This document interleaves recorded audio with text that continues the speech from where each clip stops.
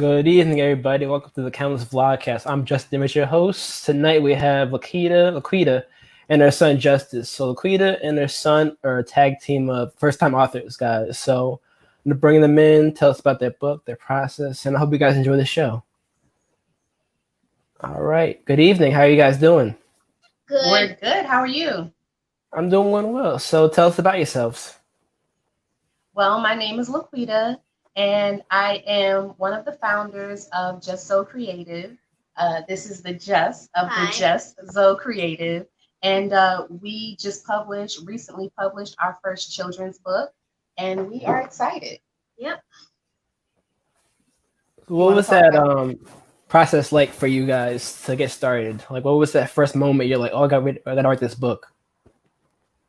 Um, well, that first process, well, actually, I've been interested in writing for many years. And so in my mind, I have been writing a book for a while, but it did not actually happen until this year. Quarantine kind of helped with that process. And it just helped to sit down and focus on a project and complete a project. So it was good timing for us. Okay. What about you, Justice? What was it like for you writing your first book? It was really excited. I was a bit nervous at first, but I was really excited and I just wanted to get started with it, see it in stores and stuff, and see it online. So, who is your audience? Who do you guys tell your book to? I know you said children before too. Like, what made you decide on the children's book? Because, we got the idea because when my brother started to learn how to read, and when he would read out loud to his dad, he would say, "My boy can read." So he learned how to read, and he learned from about everywhere that he could see, he would spell it. And we started with children's books because one of the tips in writing is to write what you know about. So a lot of what we are writing from our experiences, and just writing stories from my perspective, to get them interested and keep them interested in reading and writing, so they can develop their own skills, but just developing that love. Or we'll just start with the interest in books. But yeah, hopefully it grows into a love for books. And we want to encourage other children to also, find something that you want to read about or find something that you want to write about. And if you don't see anything that you want to read about, then it's up to you to create it. Awesome, awesome. So, in the process, what was like the hardest part? What was the most fun part about writing a book? I'll let you go. Start with that. The hardest part was the hardest part. What was the hardest part for you? Well, the hardest part for me is some of the decisions. It was a bit hard to make some of the decisions. And what was the I guess most fun part for you? The most fun part is actually holding it in my hands and knowing that it has been created. For me, the hardest part has been probably patience and feeling so Justice is he's one of my business partners, but I also have to remember that he is still a child. And so he knows, when we were writing this book, all day I would wake up in the morning and start asking him questions. I would ask him questions all throughout the day. It was like nonstop for me. But I had to remember to, he's a child and he wants to play and he wants to do other things that children do. So finding that balance and just learning the process, and also trying to develop a team. And it is a picture book, so you need illustrators and designers and editors and all that other stuff. So really building that team for us to have that support so that we can deliver a good product to our audience. That's a good point to talk about now, in terms of finding a team, because I know there's a lot of people like their first time writing to like trusting somebody to like read your work or like feeling like a certain way about it too. So what was that like for you to find like an editor and like somebody to like read after it that wasn't like you or your son? Honestly, um, honestly, I worked with a lot of people on Fiverr. Mm. I wish I had known. I wish that I had known about some of the groups that are on Facebook because I didn't start, I guess, networking with people, with people that are in the profession. I didn't start networking with people until I was like almost at the end or until after I published the book. And I really wish that I had started that process before because I could have come in contact with other people who were actually doing it, people who had more experience. There was one person. I did share the book with one person outside of the people, through Fiverr. But one person who kind of gave me some tips. But I just wish that I started that process earlier of networking and really seeking out other people who had already gone through the ropes and maybe could recommend an illustrator or who could recommend an editor. But, it's all a learning experience. And in the end, no regrets because I've learned from it. And now I know some things that I may do different next time. Okay, great. So when did it become published? Like when did it become published? This year? This Yeah. year. So Okay. we actually, yes, this year. So it's a new book, but I ended up pulling the book after the first publishing, and then we re-released it like a month or so later. I just wanted to make sure that you were getting what we intended for you all to get. So what's that message, Justice? What would you say the message is for children out there? What do you want them to like know from the book? We want them to learn how to read and also learn new languages because it also has it in Spanish, but to just read. Practice reading, practice writing, stuff like that. What That's what tips awesome. would you have for children about just about the business aspect of Do your best. it? I love it. I love it. I love it. So let's talk about business for now a little bit too, like marketing and branding yourself too.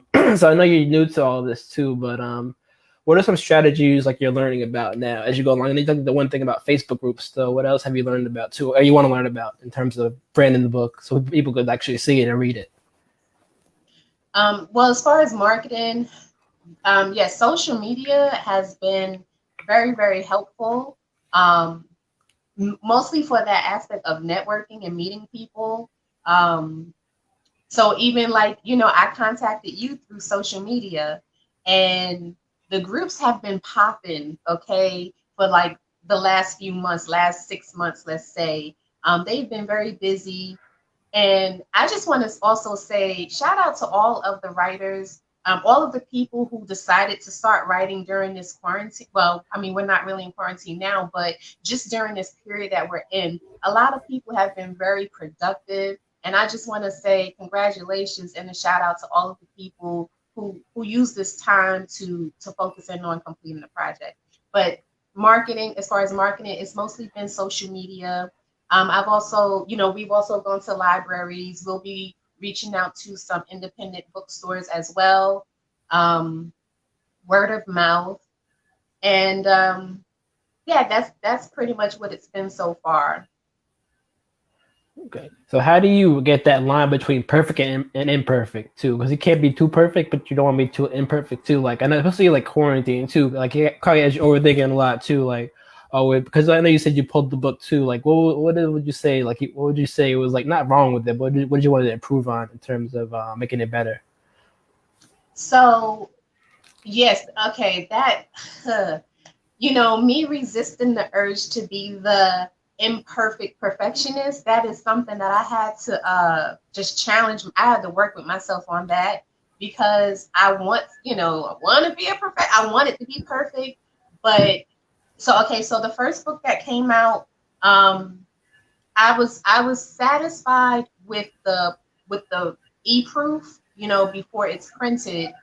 But then when I actually got the book, it wasn't. It wasn't. It was off. It was off as far as like pages not being aligned the way that they were supposed to be.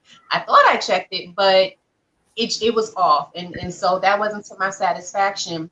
But even at that point, I could have still kept the book, fixed whatever needed to be fixed with that, and kept the book the same. But I did, as a result of the Facebook group, one of the Facebook groups that I'm in, I did solicit feedback. So I did trust someone and shared the book with them, and they gave me some feedback for it. So in addition to just correcting the pages, making sure that the pictures line up, with the story, there was also an issue with a couple of the images. Honestly, some of it was things that the audience probably would not have noticed. But it just depends on who was reading it at the time. If you're somebody that's in the field, if you're a fellow author, or if you're a teacher or a librarian, these are things that you might notice. Other people may not notice, or if you're an avid reader, you may notice, you may not notice. Ultimately, I wanted to feel good about it. You know what I'm saying? I was proud of Justice and I for the fact that we started something and we completed it. So I was proud of that aspect. At the same time, I still wanted to make sure that we were proud of the product that we delivered. So what is out in the stores now, or, well, they're not in the stores yet. Online. What is available online now, I'm proud of that product. But we also left room to grow. There's still room for us to grow. So, in your studying other authors, children's book authors, what did you take away from their process too? And what kind of authors did you take away from, like in terms of like picture books and like trying to help people like read too? As far as authors, honestly, we just kind of I looked at books that we have here in the house, and got ideas from different books that we have in the house. Honestly, I didn't really do as much research as I needed to do regarding the whole development process. But since then I have, and I am expanding my knowledge on, how to develop a story. And for me, it was initially just about telling the story. But once you jump in and then, like I said, once I shared it with someone to review, then I got some very good feedback on how to develop the story more, just more about the writing process and how to make it more interesting for the audience. So, Justice, a question for you. Have you told your friends about this book, and what's been their feedback so far? How do they feel about your book so far? Have they read it? I've told two of them. They're close to my age. So, and it's more of a younger child's book. I mean, it was pretty cool, but they were interested, just not too interested. Okay, cool. So It's only a start. I'm sorry, what'd you say? It's only a start, so that's good. One thing I can say about My Boy Can Read, we have it here. One thing I will say about it is that even though the story itself is probably geared for maybe children a little bit younger than Justice, honestly, the book is still really good for even children his age or even older, because the book is in English and Spanish. Just that aspect of it alone, it's even good for adults. How many times have we taken language classes in school and then you never practice it, you never use it outside of that classroom? So this is a book where, and there's others out there as well, but this is a book where you can practice those other skills that you use in school. Now it's virtual schooling, but you can utilize and practice those skills And, I'm happy that we could contribute to that process because, I mean, just my opinion, I feel like we all should learn another language, outside of our native tongue. So I'm excited about that. So it's the storyline is for younger people probably, but the messages inside are for everyone. The practicing of language or becoming bilingual for everyone. So what do you would you like to expand to? Would you like to expand to like French, Chinese, other languages too, or you just like focus on like Spanish and English for now? With just Spanish and English for now. Okay, so in terms of advice for other authors out there just beginning, what advice would you give them, Justice and Laqueeda? What would you give the new authors out there? Do you have any advice for any other authors? Maybe new authors? If you had a friend who was writing a book, what would you tell them? I would tell them to do their best, and I would tell them to do their best and just do your best. And write stuff down on a piece of paper. Yes. Right. That's a good one, Justice. That would She be thought of it. that would be one of my recommendations as well. Just write. Any ideas that you have, just write them down. Even if you don't use it for the current project or if you don't use it at the moment, you never know when that idea is going to come back or, when it's time for you to put that idea to use. So definitely write. I mentioned networking before. So networking, find some people to your comfort, of course. Find people who do what you want to do or who do what you do.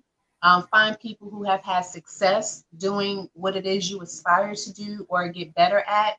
And network with people.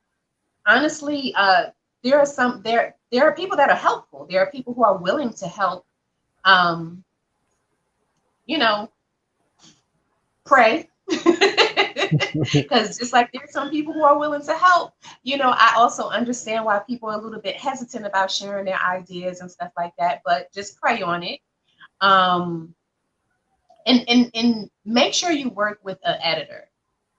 That's very important. So a lot of people may share their project with someone that they know and who they feel like they trust, which that can be good for getting the perspective of a consumer, of a potential consumer, customer, but you also want to run it past maybe someone who is in the field.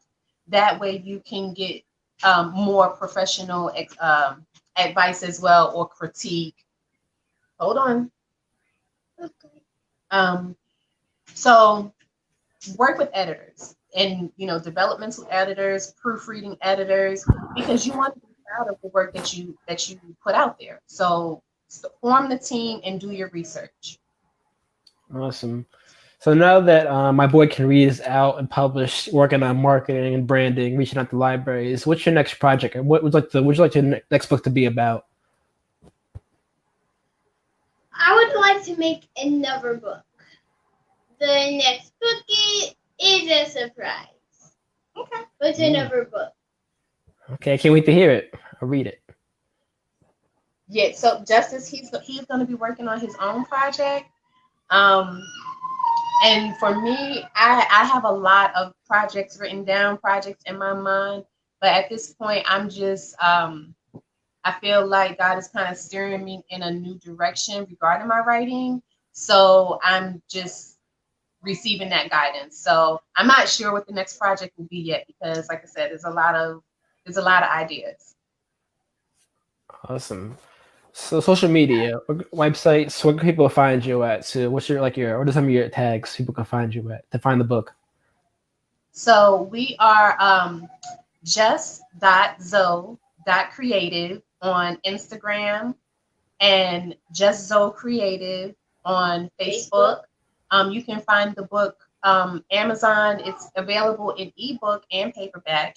You can find it on Amazon.com as well as BarnesandNobles.com, Walmart.com. Target. No, it's not at Target yet. But listen, one day Justice asked me, we were walking through the store and he asked, he wanted to know if the book was in the store. And I was explaining to him that it's not in the store yet. That's where our audience comes in. That's where the people who want to support us comes in. Go and buy the book. Even if you don't buy the book, you can always go to your library and request the book. You can go to your local bookstore, whether it be an independent bookstore or a chain bookstore. Go and request the book. The more people who request it, the more we can, it can be distributed into brick and mortar buildings. Awesome. Just want to thank you guys for coming on. Congratulations again on your book being published. It's been great having you guys. Anything else you'd like to share? Thank you. Just thank you for having us. And yeah, my boy can be, like I said, it's not just for young children. For any age. And I do want to say that My Boy Can Read. It is a story about a young boy. Just really being proud of himself when it comes down about reading and that he can read to his dad. But I really want to drive home the point about parental involvement and parents. This boy, I'm sorry, the Zoe. Can you tell him to bring it down? Okay. I will be back. Really, parental involvement and having quality time with your children. And the focus, the main characters in this particular story is Zoe and his dad. It's very important. So we need parents to make sure that they are prioritizing quality time with their children. And it's oh so important for dads to also make sure that they are spending that quality time with their children. I also want to encourage parents to be proud, be excited about their children's education. Children, they want their parents to be proud of them, but let's celebrate their achievements, their small milestones, their large milestones. Those things really do make a difference in a child having the desire to learn more or to improve at a milestone, a sport, whatever. So I just wanted to make sure I mentioned those points as well. Awesome. Justice, any last words? Thank you, people who have read it and buy the book, even who hasn't. Just thank you. Thank you for supporting us.